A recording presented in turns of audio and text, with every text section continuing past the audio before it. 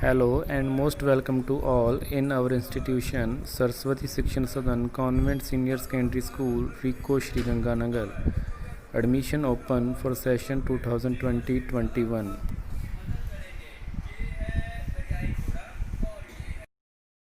Hello student, first of all, how are you?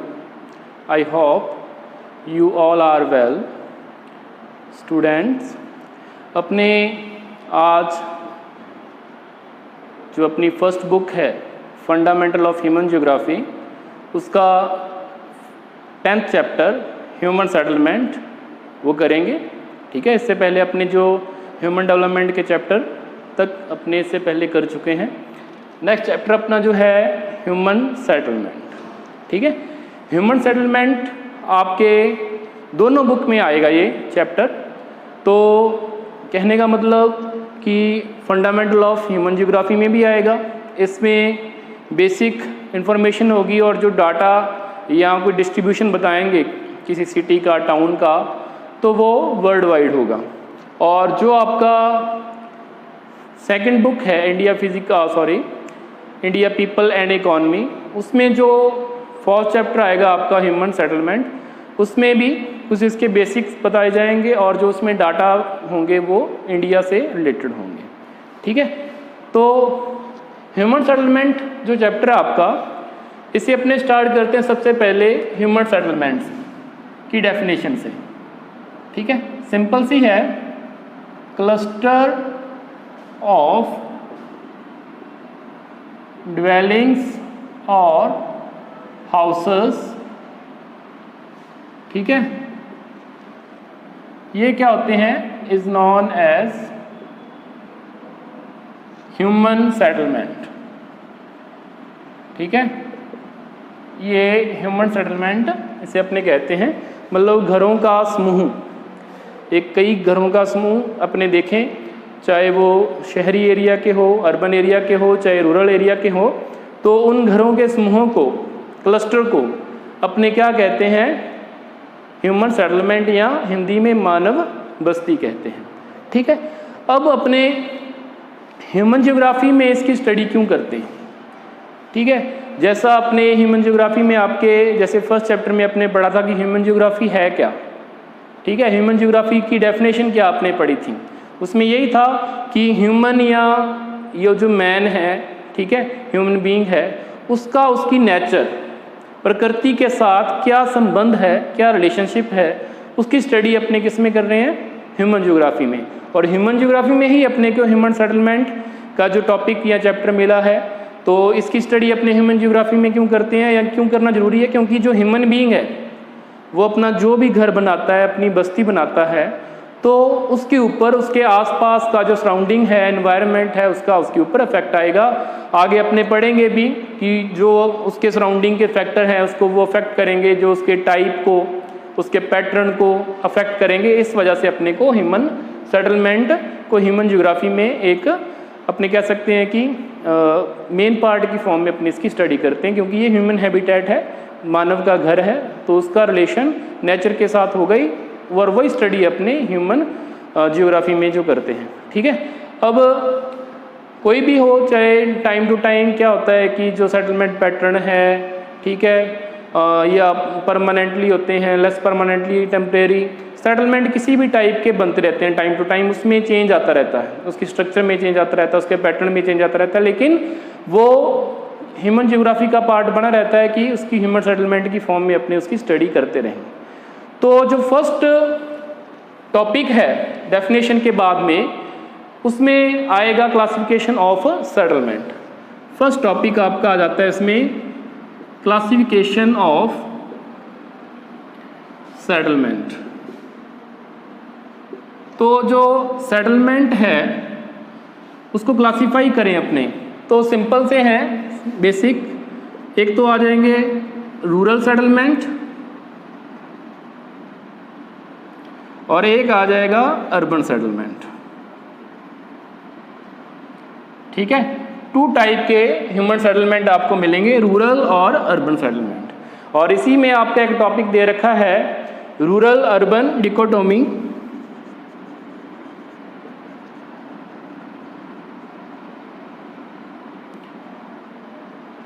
Generally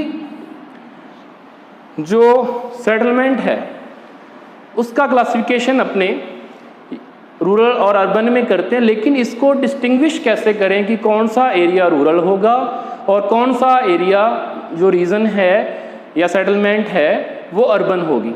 ठीक है, इसके लिए काफ़ी पैरामीटर देखने को मिल जाते हैं। ठीक, एक पैरामीटर ये आता है कि अपने ये मान लें कि जो भी पॉपुलेशन का बेस ले लें, पॉपुलेशन साइज़ का, कि पॉपुलेशन जिसकी ज़्यादा होगी वो अर्बन एरिया में आ जाएंगे, जिसकी कम होगी वो रूरल एरिया में आ जाएंगे। लेकिन इसमें भी एक्सेप्शन है। जो डेंस पॉपुलेटेड रीजन है वर्ल्ड में, इंडिया और चाइना मेनली ये कंट्री हैं, इन कंट्री में कुछ ऐसे विलेज मिलते हैं जिनकी पॉपुलेशन वेस्टर्न यूरोपियन और यूएसए के कुछ जो टाउन हैं या अर्बन सेंटर हैं उनकी पॉपुलेशन से ज़्यादा है। तो मतलब ये पैरामीटर उतने काम का नहीं रह गया।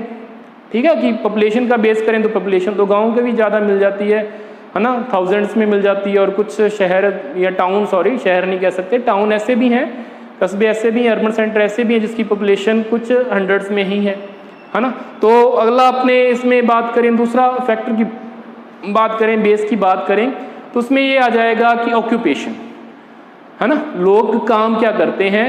ऑक्यूपेशन ये एक मोस्ट इम्पॉर्टेंट फैक्टर है, मतलब क्लासिफिकेशन करने के लिए बेस है कि अपने रूरल और अर्बन पॉपुलेशन को इसमें क्लासीफाई कर सकते हैं। जनरली जो रूरल सेटलमेंट है या रूरल पॉपुलेशन होती है वो प्राइमरी एक्टिविटी करती है या प्राइमरी ऑक्यूपेशन करती हैं, और जो अर्बन सेटलमेंट है उसमें नॉन प्राइमरी एक्टिविटी देखने को मिलेगी।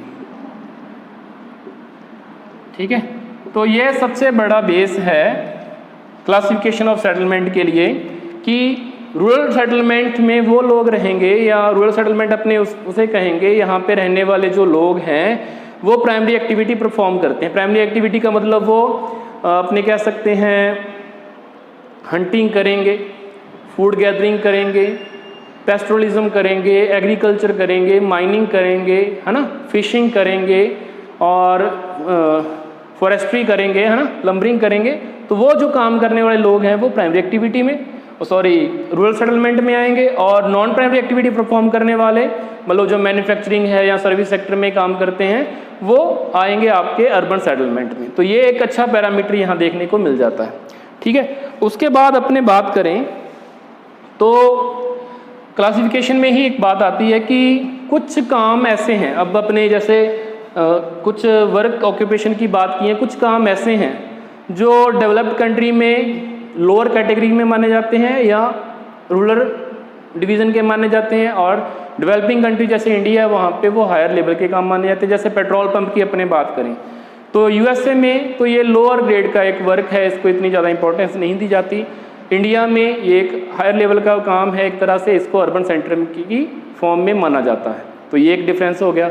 बाकी कुछ और फैसिलिटी ऐसी भी हैं कि जो डेवलप्ड कंट्रीज़ हैं उसके विलेजेस में देखने को मिलती है, शहरों जैसी फैसिलिटी। ठीक है, एजुकेशन की कहो, इलेक्ट्रिसिटी की कहो, हेल्थ की कहो, लेकिन डेवलपिंग कंट्रीज़ हैं वहाँ पे ऐसी फैसिलिटी आपको देखने को नहीं मिलेगी। ठीक है, तो ये भी एक डिफरेंस आ गया। उसके बाद आपके जो टॉपिक ये चल रहा है क्लासिफिकेशन ऑफ सेटलमेंट, ये तो हो गया। इसी में ही उन्होंने एक जो थोड़ा पैराग्राफ है, बॉक्स है, उसमें आपको एक टॉपिक अलग से दे रखा है, ये कई बार आपके एग्जाम में भी आ जाता है। उसे कहते हैं सब अर्बनाइजेशन, उपनगरीकरण। सब अर्बनाइजेशन, सब अर्बनाइजेशन में क्या होता है कि रिसेंट ट्रेंड के अकॉर्डिंग लोग जो शहर के कंजेस्टेड एरिया है, क्राउडिंग वाले एरिया है, यहाँ पे अपने कह सकते हैं कि पोल्यूशन ज़्यादा बढ़ चुका है, उन डिफ़िकल्टीज वाले रहने के लिए जो डिफ़िकल्टीज क्रिएट करते हैं, उन प्लेसेस को छोड़कर लोग क्या कर रहे हैं, शहर से बाहर की ओर, शहर के बाहर खुले एरिया में वहाँ पे रहना पसंद कर रहे हैं और वहाँ की ओर जा रहे हैं। जैसे सब अर्ब बोल देते हैं, अपने उपनगर बोल देते हैं, मतलब शहर की बाउंड्री से बाहर कुछ किलोमीटर दूर यहाँ पे उनको फ्रेश एनवायरनमेंट मिलता है, फ्रेश एयर मिलती है। ठीक है, कंजेशन रीड नहीं मिलती, और क्राउडिंग नहीं मिलती, और डेली वो अपने वर्क के लिए वहां से अप डाउन करते हैं जो मेन सिटी है वहां पर। ठीक है, तो ये जो ट्रेंड है सर्बनाइजेशन का ये वाला है। उसके बाद अपने जैसे अपने रूरल अर्बन एरिया की बात कर रहे थे, तो अर्बन सेंटर्स या अर्बन रीजन क्या होता है, इसकी डेफिनेशन इंडिया की जो 1991 की पॉपुलेशन सेंसस है, पॉपुलेशन सेंसस है 1991 की जो पॉपुलेशन सेंसस है, उसके अकॉर्डिंग उन्होंने अर्बन सेंटर को डिफाइन किया कि अर्बन रीजन या अर्बन सेंटर कौन सा होगा। ठीक है, उनके अकॉर्डिंग क्या है कि जो कोई भी ऐसा एरिया यहाँ पे म्यूनिसिपैलिटी, कॉर्पोरेशन और cantonment board,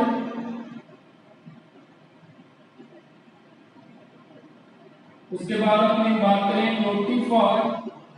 notified town area committee, है ना, ये उसकी पॉपुलेशन जो है वो more than 5000, population density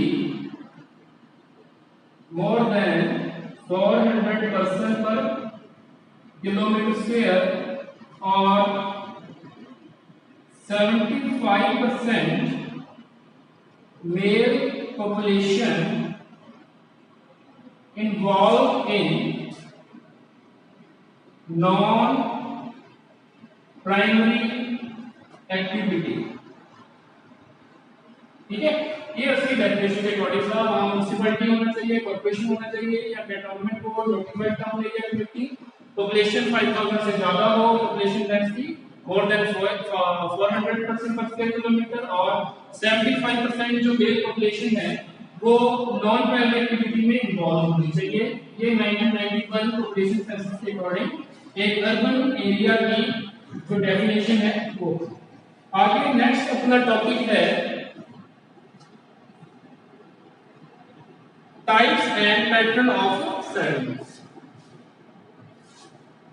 types and pattern of settlement.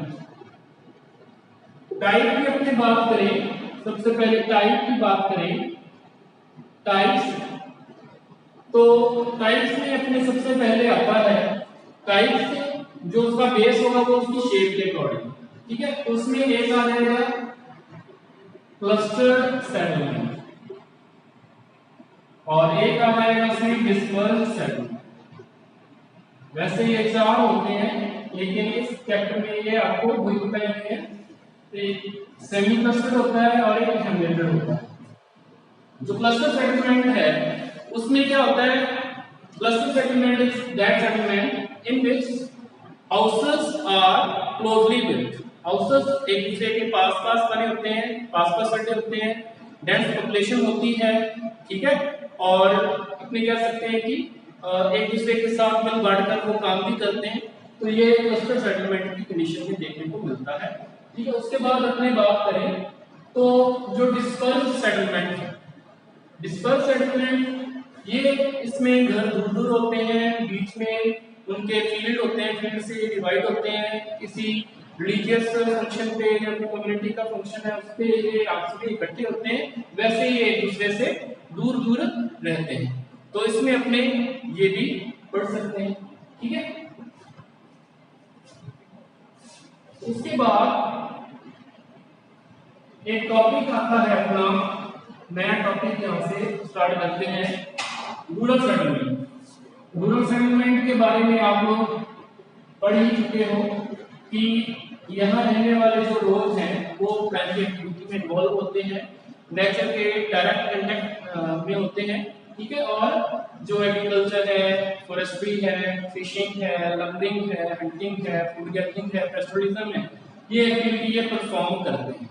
ठीक है, अब रूरल सेटलमेंट को अफेक्ट करने वाले कुछ फैक्टर यहाँ पे बताए हुए हैं आपकी बुक में, तो उनको अपने एक तरीके से पढ़ना है। फर्स्ट है वाटर सप्लाई। रूरल सेटलमेंट बनने के लिए या रूरल सेटलमेंट बनाने में या लोग वहाँ रहेंगे रूरल एरिया में, ये डिसाइड करते हैं कुछ फैक्टर। उसमें जो फर्स्ट फैक्टर है वो है आपका वाटर सप्लाई। ठीक है, यहाँ आप लिख सकते हो फैक्टर अफेक्ट रूरल सेटलमेंट। ठीक है, ये टॉपिक अपना नया यहाँ से बनाते हैं। इसमें फर्स्ट है वाटर सप्लाई। अब लोग जनरली देखा जाता है रिवर के किनारे, लेक के किनारे, मतलब यहाँ पे अवेलेबिलिटी ऑफ वाटर होता है, वहां पे रहते हैं। पानी के पास रहने के लिए लोग रिस्क भी लेते हैं कि मान लो स्वेम्पी एरिया में, मार्शी एरिया में, या जो अपने कह सकते हैं रिवर बैंक के साथ साथ नदी के किनारे के साथ साथ भी रहते हैं, यहाँ फ्लड का भी उनको खतरा हो सकता है। ठीक है, क्योंकि वाटर की जो इम्पोर्टेंट है अपने लिए बहुत ज्यादा होती है। ठीक है, कुछ अपने यहाँ अपने पढ़ सकते हैं, अपने को यहाँ वेट पॉइंट सेटलमेंट भी जनरली देखने को मिलते हैं। ये वेट पॉइंट जो सेटलमेंट है ये अपने को कहाँ देखने को मिलेंगे, डेजर्ट में। मतलब यहाँ जनरली यहाँ पे पानी नहीं होता, वहां पे ये सेटलमेंट अपने को देखने को मिलते हैं, उसे अपने वेट पॉइंट सेटलमेंट कहते हैं। कहने का मतलब कि डेजर्ट एरिया में वैसे ड्राई है, सूखा पड़ा है, लेकिन यहाँ कहीं भी कोई वाटर सोर्स मिल जाता है तो वहाँ ये सेटलमेंट मिल जाते हैं, यहाँ पे इनको वेट पॉइंट सेटलमेंट कहते हैं। ठीक है, अब और अपने बात करें कि वाटर की जनरली आपको पता ही होगा कि क्या इंपॉर्टेंस है, इसको ड्रिंकिंग वाटर की फॉर्म में, डोमेस्टिक यूज में, अपने फूड कुकिंग में यूज कर लेते हैं ना। और अपने बात करें इसके लिए इरिगेशन के लिए भी इसका यूज किया जाता है, फिशिंग के लिए भी इसका यूज किया जाता है, नेविगेशन के लिए इसका यूज किया जाता है। तो वाटर सप्लाई इंपॉर्टेंट होती है। उसके बाद में सेकंड पॉइंट है अपना लैंड। लैंड भी इंपॉर्टेंट है। जनरली जो सेटलमेंट बनाई जाती है वो फर्टाइल एरिया में ही बनाई जाती है। पुराने टाइम से लेकर ही यहाँ कहीं भी आपको सेटलमेंट मिलेगी तो वो फर्टाइल लैंड में ही मिलेगी। जैसे यहाँ वाटर एबिलिटी भी हो, सॉइल फर्टाइल भी हो, है ना, और वहीं पे अपने को जो सेटलमेंट है वो ज्यादा मिलती है। इसमें अपनी बात करें कि जो ब्रिटेन के या आप कह सकते हैं वेस्ट यूरोपियन लोग हैं, वो जो लो लैंड है, स्वेम्पी एरिया है, वहां से थोड़ा दूर रहते हैं, हाईलैंड पे रहते हैं।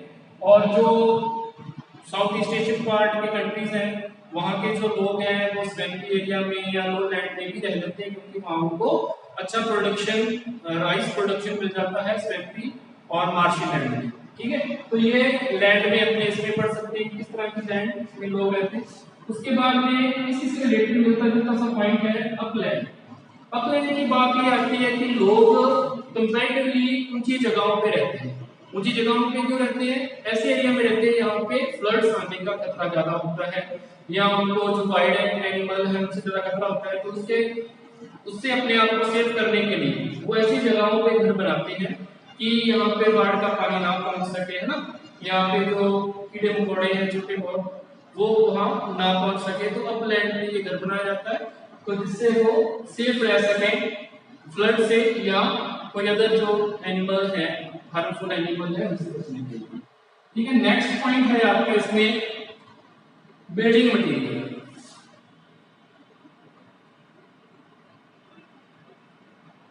ह्यूमन सेटलमेंट को बिल्डिंग मटेरियल भी अफेक्ट करता है फैक्ट्री की फॉर्म में, क्योंकि सेटलमेंट वहीं बनेगा यहाँ पे फॉर एग्जांपल वुड है या स्टोन है, ऐसा जो हाउस बिल्डिंग मटेरियल है, बिल्डिंग मटेरियल अपने को अवेलेबल होगा।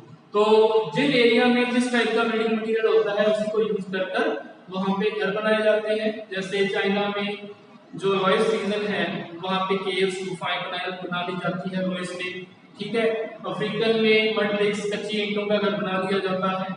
जो एस्किमो लोग हैं वो जो आइस बॉम्ब है उनको काटकर अपना इग्लू घर बना लेते हैं। तो जिस प्रकार का पर्टिकुलर रीजन में अपने को बिल्डिंग मटेरियल अवेलेबल होता है उसी टाइप का अपने वहां पे यूज करके और सेटलमेंट बना लेते हैं। ये भी एक फैक्टर आता है। उसके बाद में नेक्स्ट है आपका डिफेंस। ठीक है, डिफेंस तो मतलब अपनी सुरक्षा के लिए सेटलमेंट कुछ ऐसे बनाए जाते हैं जो मान लो कोई किसी को अपने कह सकते हैं कि उनका नेबर है, पड़ोसी है, उनके अटैक का खतरा है या अपने आप को सेफ रखना है, तो जनरली क्या होता है कि ऊंचे इलाकों पे घर बनाए जाते हैं। ठीक है। इसमें जो अपने बात करें, एक एग्जांपल आता है इसमें कि जो इंसेलबर्ग होते हैं डेजर्ट रीजन में, इंसेलबर्ग के ऊपर काफी ऊंचा किला सा होता है, उसके ऊपर अपने कह सकते हैं वहां घर बना लिए जाते हैं। इंडिया में जो फोर्ट बने हुए हैं, किले बने हुए हैं, वो हिल्स के ऊपर ही बने हुए हैं ताकि वो जो असॉल्ट करने वाले, अटैक करने वाले हैं, उनसे वो सेफ रहे। ठीक है। नेक्स्ट पॉइंट जो आपका है उसमें है प्लांट सेटलमेंट।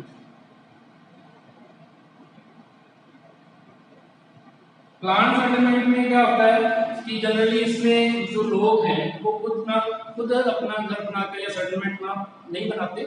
इसमें जो गवर्नमेंट क्या करती है, जो एक्वायर की हुई लैंड होती है उसमें लोगों को बसाने के लिए, या जो बैकवर्ड रीजन है या फिर नए रीजन में लोगों को बसाना है, उनका रीडिस्ट्रीब्यूशन करना है, तो उसके लिए वो प्लांट सेटलमेंट बनाती है।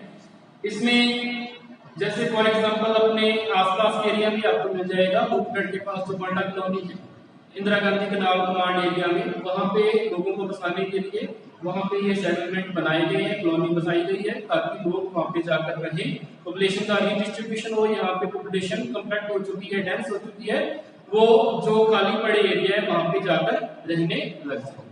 ठीक है। इसके बाद जो नेक्स्ट आपका टॉपिक आता है वो rural settlement pattern. Rural settlement pattern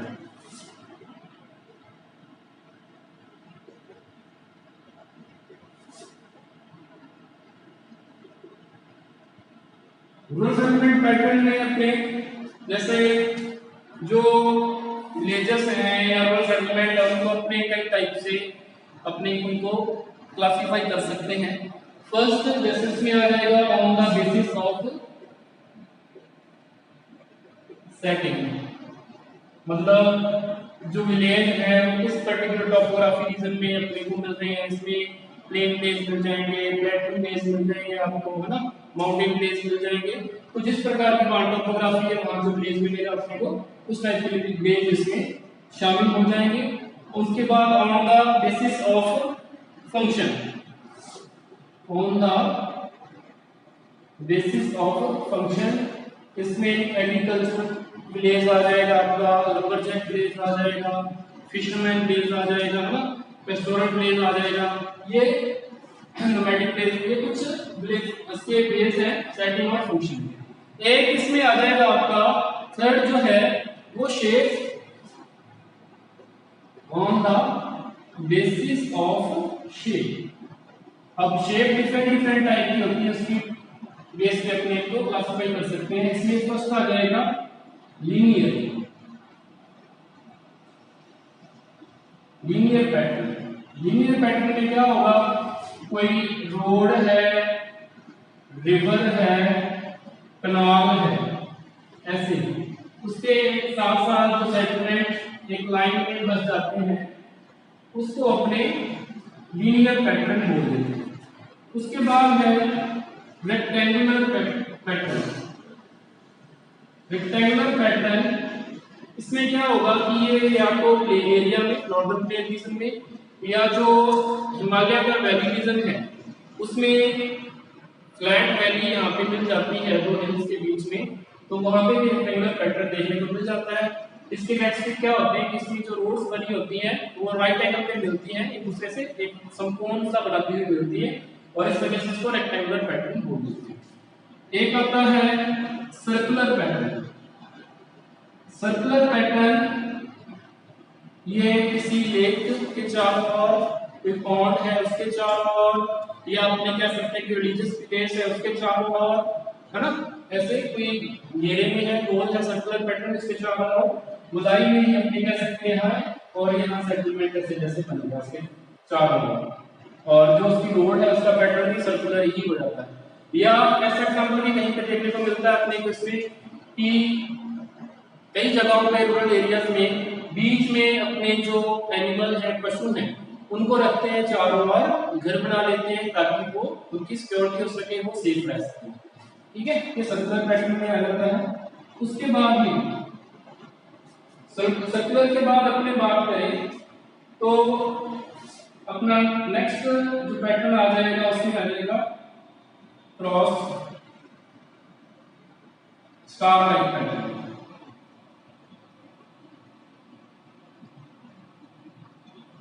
star like pattern में क्या होता है, काफी सारी लोड जो कन्वर्ज हो रही है उसके सहारे सहारे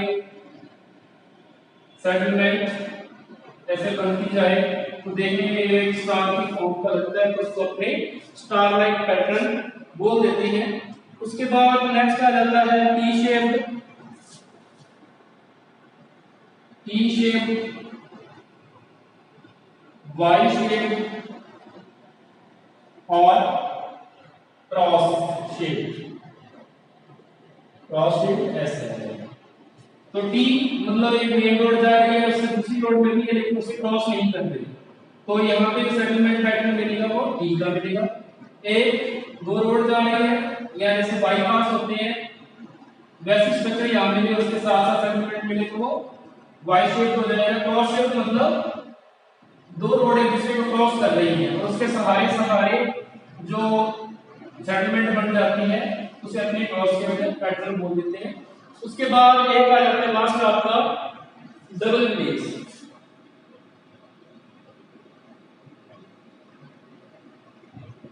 डबल बेस में जैसे अपने लीनियर बना था उसमें एक और ही होता है सेटलमेंट बना हुआ रोड की या घर के, अगर दोनों और बन जाए और बीच में उनका कनेक्शन है कोई पुल के द्वारा या फ्रेम के द्वारा हो जाए तो उसे अपने क्या बोल देते हैं डबल बेस।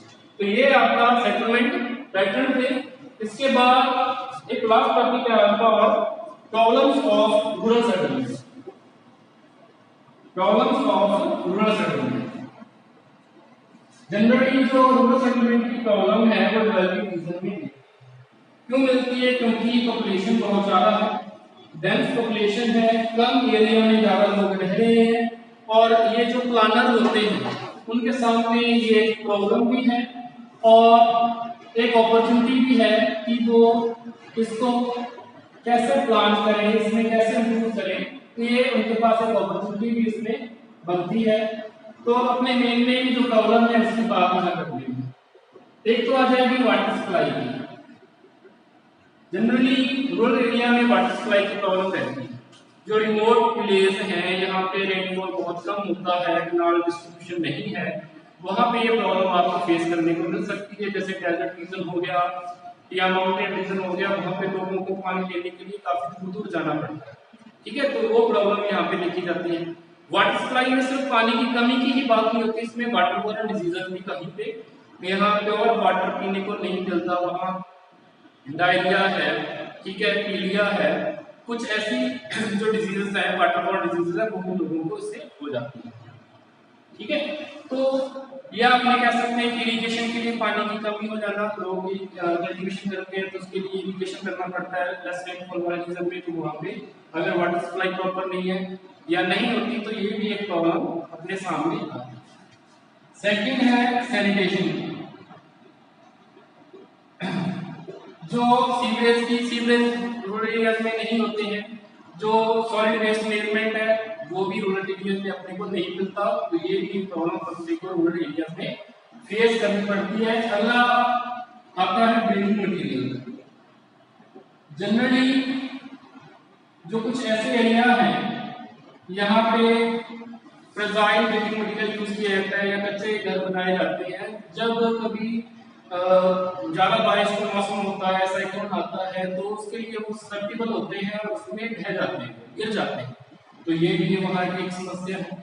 इसके अलावा विलेजेस रूरल एरिया से जो घर है उसमें वेंटिलेशन की प्रॉब्लम भी अपने को देखने को मिलती है। वेंटिलेशन मतलब प्रॉपर वेंटिलेशन नहीं होता, कई जगहों पे ऐसा सिस्टम भी मिलता है कि उसी मकान में जो पीपल है वो रह रहे हैं, उनके पशु भी उसी में रह रहे हैं और उनका चारा भी उसी में रखा हुआ है, ठीक है, ऐसा सिस्टम भी देखने को मिलता है। वैसे वो करते हैं ऐसा इसलिए है ताकि जो अदर वाइल्ड एनिमल हैं उनसे वो अपने एनिमल को उसके फॉडर चारा है उसको सेव कर सके, ये भी एक प्रॉब्लम देखने को मिलती है। इसके अलावा इलेक्ट्रिसिटी सप्लाई की प्रॉब्लम भी मिलती है। रूरल एरिया में इलेक्ट्रिसिटी सप्लाई में प्रॉब्लम आती है, रेटिक होती है या कहीं गांव ऐसे यहाँ पे इलेक्ट्रिसिटी पहुंची ही नहीं, ठीक है। हेल्थ फैसिलिटी, बहुत सारे विलेज ऐसे हैं यहाँ पे कोई हॉस्पिटल है ना, ये मेडिकल डिस्पेंसरी वगैरह अवेलेबल नहीं होती, तो ये हेल्थ फैसिलिटी की प्रॉब्लम भी वहाँ पे रहती है। एजुकेशन फैसिलिटी, एजुकेशन भी बहुत सारे काम है भी एजुकेशन फैसिलिटी, ऐसे नहीं कि किसी में नहीं है, लेकिन कुछ काम ऐसे भी है रिमोट, जैसे नाली वगैरह हो गया, कहीं 50-50 किलोमीटर दूर घर है, कहीं 10-10 किलोमीटर दूर घर है, ऐसे एरियाज में ये जो फैसिलिटी प्रोवाइड करवाना डिफिकल्ट हो जाता है, या वहाँ पे प्राइमरी होते हैं हायर एजुकेशन के लिए उनको और दूर जाना पड़ता है, तो ये भी प्रॉब्लम रूरल सेटलमेंट में शामिल हो जाती है। एक अपने और कह सकते हैं इसमें रोड की जो कनेक्टिविटी है, ट्रांसपोर्ट है, मतलब वैसे भी उनको कोई फूड वगैरह या वाटर अवेलेबल करवाना है, या जब कभी फ्लड आ गया या ड्राउट आ गया उस टाइम उनको इमरजेंसी उनकी हेल्प करनी है, तो अगर वहाँ पे मेटालिक रोड नहीं होती है तो कनेक्टिविटी में प्रॉब्लम आ जाती है। कच्ची रोड होती है जो खराब मौसम में बिल्कुल टूट जाती है और कनेक्टिविटी से डिस्टर्ब हो जाती है, ठीक है, तो वहाँ पे पक्की रोड नहीं है, ये भी एक उसमें प्रॉब्लम है। तो ये अपने प्रॉब्लम ऑफ रूरल सेटलमेंट की है, और जो भी आज जो अपने टॉपिक की है समझना अच्छे से, अगर कोई इसमें प्रॉब्लम आए तो आप पूछ सकते हो, ठीक है।